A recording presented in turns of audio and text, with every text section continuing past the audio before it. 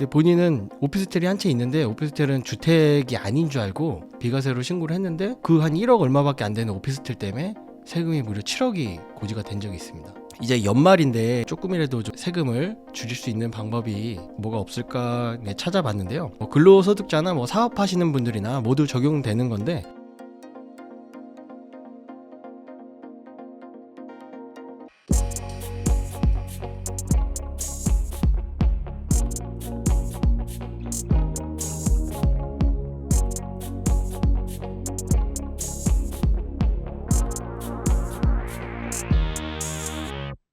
안녕하세요. 인터뷰 진행을 맡은 카프카입니다. 오늘은 박명균 세무사님 모시고 절세 방법에 대해서 이야기 나눠보도록 하겠습니다. 안녕하세요. 네, 안녕하세요. 네, 간단하게 인사 부탁드립니다. 네, 안녕하세요. 저는 유튜브에서 박세론이로 활동하고 있는 세무사 박명균이라고 합니다. 반갑습니다. 요즘 사람들이 가장 궁금해하는 거, 가장 많이 받는 질문이 있다면 무엇일까요? 우선 7월에 이제 세법 개정안이 이제 연말에 돼서 이제 확정이 되는 시기가 왔는데요. 가장 관심이 많은 게 27년 동안 한 번도 바뀐 적이 없었던 이제 상속세가 어떻게 바뀌어질지, 거기에 대한 내용인데요. 우선 정부에서 이번에 발표한 내용으로는 기존에는 그 자녀 한 명당 5천만 원까지 공제를 해주던 자녀 공제 금액을 5억 원으로 올리겠다라는 취지로 자녀 한 명인 경우에 이제 최소 12억까지 공제를 받을 수 있고요.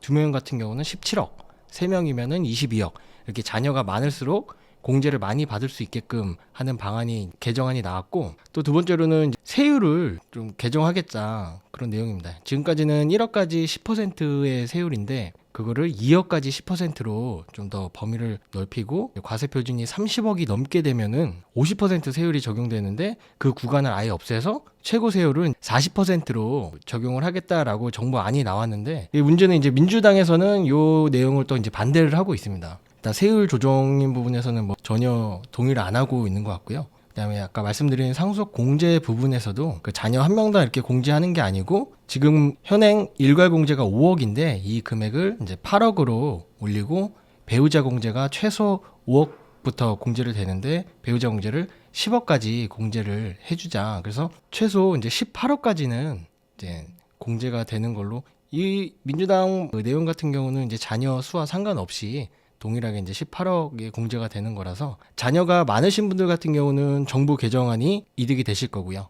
그렇지 않으신 분들은 오히려 민주당에서 제시하고 있는 그 법안이 유리하실 텐데, 일단은 12월에 초쯤 되면은 그러니까 확정이 되는데 일단 어떻게 될지는 한번 지켜봐야 될 것 같고, 그다음 제일 관심이 많았던 게 이제 두 번째로 이제 금투세겠죠. 아무래도. 근데 얼마 전에, 며칠 전에 이재명 대표가 이제 금투세는 폐지하는 거에 동의하겠다라고 돼서 금투세는 이제 폐지되는 쪽으로 될 것 같습니다. 이것들이 지금 아직 확정은 아니고 12월에 통과해야, 국회에서 통과해야 확정이 되는 거죠? 네, 맞습니다. 지금까지 국회에 제출된 상태고요. 기재위를 해서 심사를 통해서 이제 본회의까지 통과돼야 최종적으로 이제 확정이 된다고 보시면 됩니다.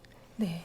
사실 세금이 대부분 분들에게 어려운 부분인데, 또 어렵기 때문에 공부를 하지 않고 또 무심히 있다가 폭탄을 맞는 경우도 굉장히 많이 있습니다. 이렇게 하면 세금 폭탄 맞는다, 이런 사례들을 좀 들어주실 수 있으실까요?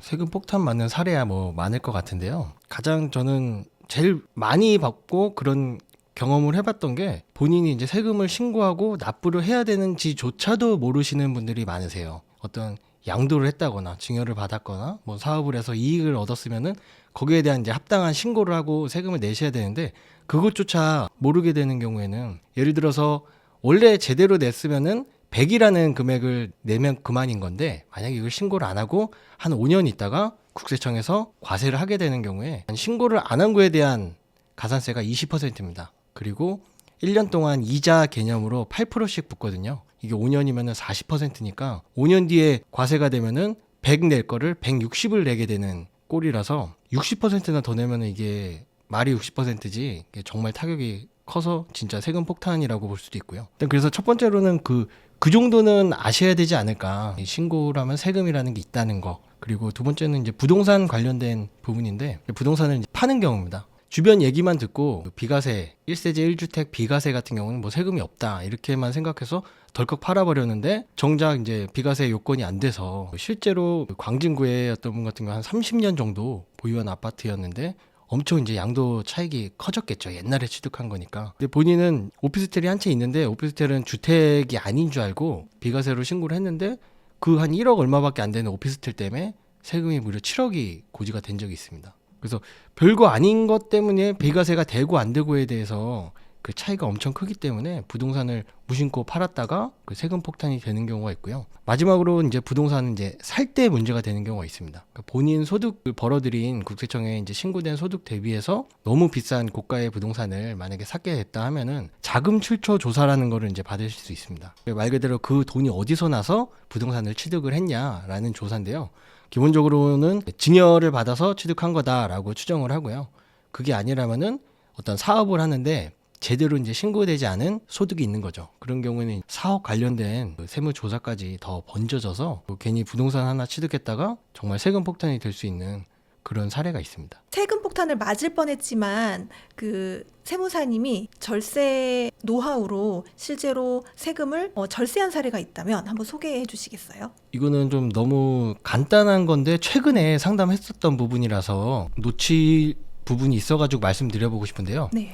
이분 같은 경우는 주택을 아직 팔기 전이었어요, 다행히. 그런데 본인은 이제 비과세는 당연히 되는 줄 아는데 이 비과세가 그 건물에 어디까지 비과세가 되는지 안 되는지 그거를 물어보고 싶어서 상담을 의뢰를 했는데 이것저것 등기부 등본이랑 뭐 이것저것 검토를 해보니까 아예 비과세 자체가 안 되시는 거였거든요. 이게 요새 놓칠 수가 있는 게 한때 그 부동산이 하도 그 할 때 강화하는 목적으로 이제 조정 지역이라고 지정을 했었는데요. 이 부동산을 취득할 때 조정 대상 지역에 해당이 됐었으면은 2년 이상 거주를 해야 됩니다. 근데 지금 강남 4구 빼고는 거의 다 해제가 돼가지고 이 부분을 좀 놓칠 수가 있는데 2017년 8월부터 이게 시행이 됐다가 한 22년, 서울 같은 경우는 23년 초에 거의 다 해제가 다 됐습니다.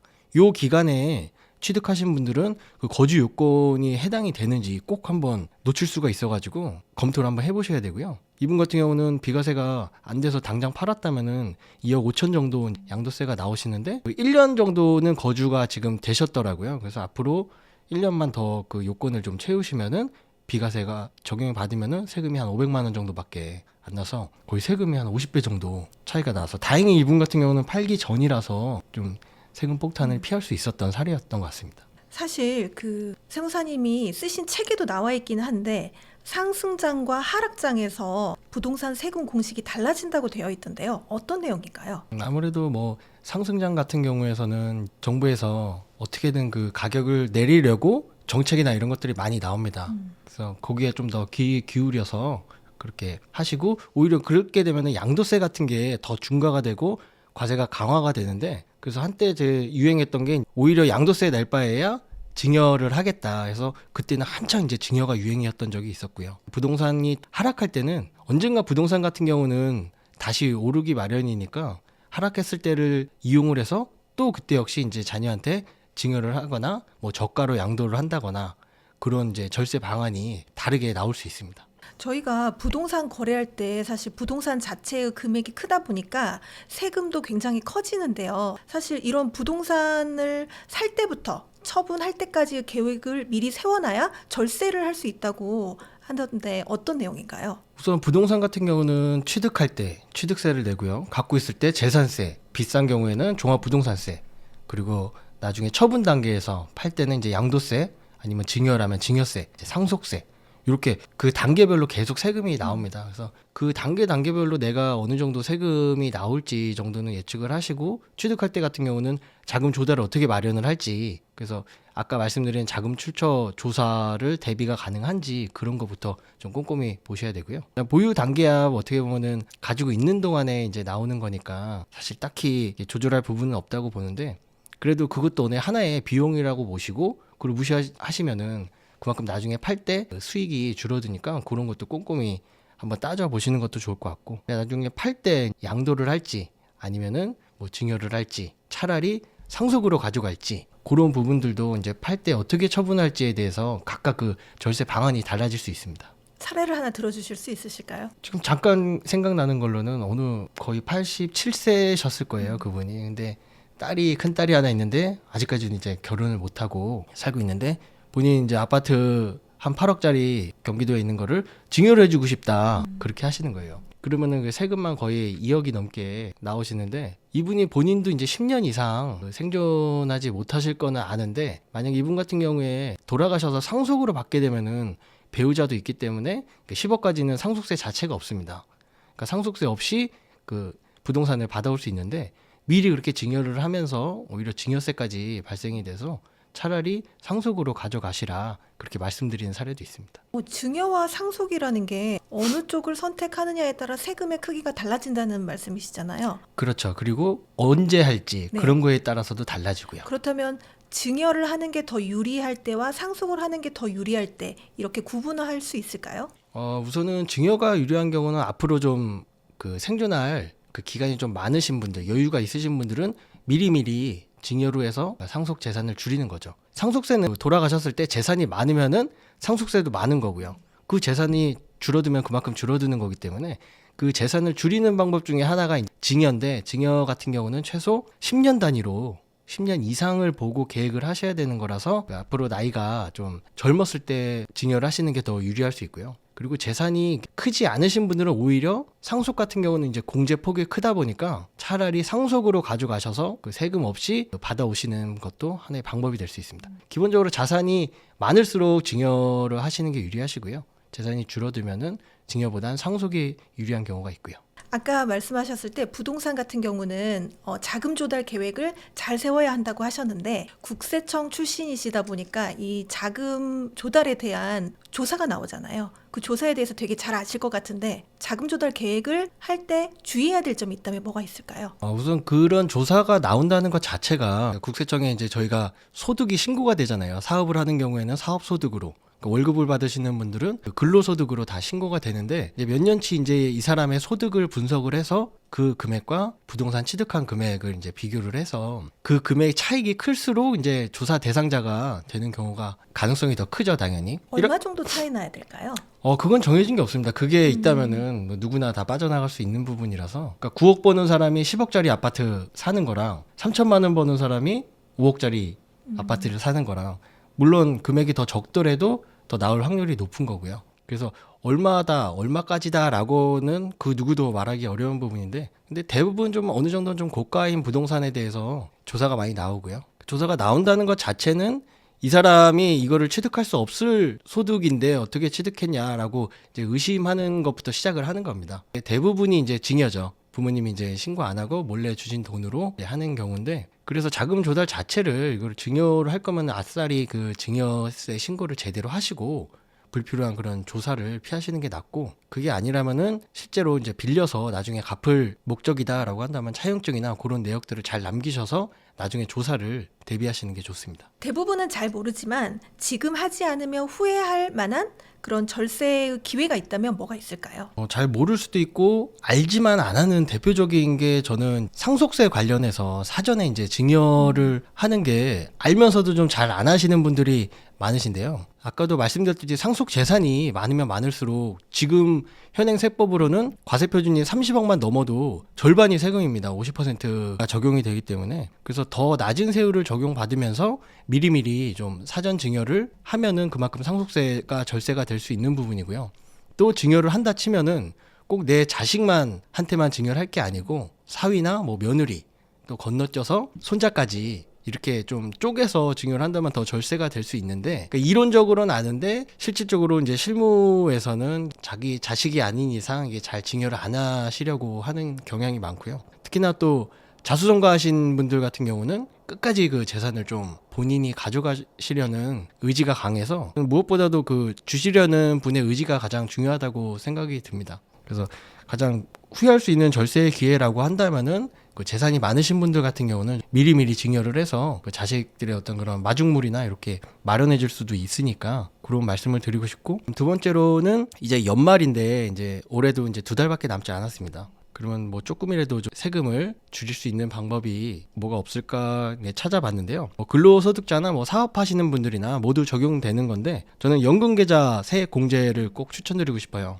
이거는 뭐 꼭 신용카드 공제처럼 막 돈을 써야지 공제를 받는 게 아니고 실제로 투자도 하면서 세금을 절세를 할 수 있으니까 지금 최소 이제 13.2%에서 많게는 16.5%까지 세액 공제를 받으실 수 있는데요. 그러니까 어떻게 따지면은 투자를 하자마자 14% 수익을 얻는다고 보시면 됩니다. 그런 만한 상품이 없는데 이게 괜찮은 조건인 것 같아서 만약에 여유가 되신다면은 이런 것도 가입을 하시기를 좀 권해드리고요. 그리고 마지막 세 번째는 이거는 소소한 부분인데요. 고향사랑 기부제라고 있는데 10만 원을 기부를 하면은 최대 10만 원이 전액 세액 공제가 돼서 손해볼 게 전혀 없고 여기서 덧불어서 30% 이제 3만 원까지 답례품을 받으실 수 있습니다. 이거는 이제 좀 소소하지만 이렇게 기부도 하고 답례품도 받고 그다음 세액 공제도 받고 이런 부분이 있어서 연말에 혹시 한번 챙겨보셔서 좀 절세할 수 있는 부분을 챙겨가셨으면 좋겠습니다. 사람들이 가장 흔하게 하는 실수는 뭔가요? 우선 세무사를 이제 찾아오시는 그 이유 중에 하나가 대부분이 어떤 사고가 나서 수습을 하려고 찾아오시는 경우가 가장 많으세요.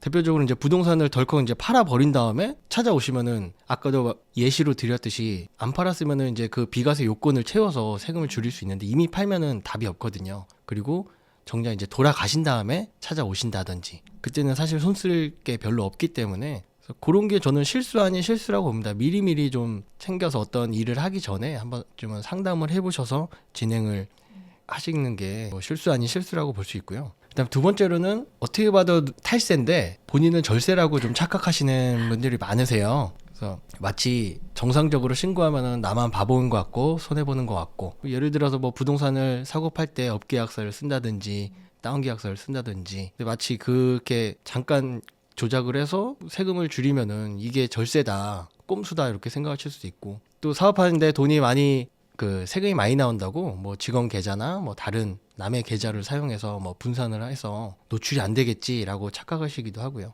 그다음 실제 세금을 줄이려고 거래도 없는데 가짜로 이제 영수증을 받아서 비용 처리를 한다든지 언젠가는 다 이게 권리가 되는데 이게 마치 절세인 방법처럼 좀 착각을 해서 하다 보면 나중에 결국은 폭탄이 돼서 돌아오니까 그런 부분도 좀 실수가 아닐까 생각이 됩니다. 세무사님이 생각하시는 절세의 핵심은 뭐라고 생각하세요? 뻔한 얘기일 수도 있는데요. 본인이 내야 될 세금이 있다면은 그 제때 그 시기에 맞춰서 신고를 하고 정확하게 뭐 더 낼 필요는 없지만 그래도 내가 내야 될 세금이라면 법에 맞춰서 그만큼은 내는 게 저도 한 15년 정도 이 일에 있다 보니까 오히려 그게 가장 절세가 되더라고요. 주변 얘기 듣고 그렇게 하면 안 걸린다. 이렇게 하면 나는 안 걸렸었다. 세금 줄일 수 있다. 그런 주변 얘기의 꼼수를 듣고 나중에 더 폭탄이 돼서 할 바에야 차라리 제대로 된 신고를 하시는 게 차라리 저는 제일 절세의 핵심이 아닐까 말씀드리고 싶습니다.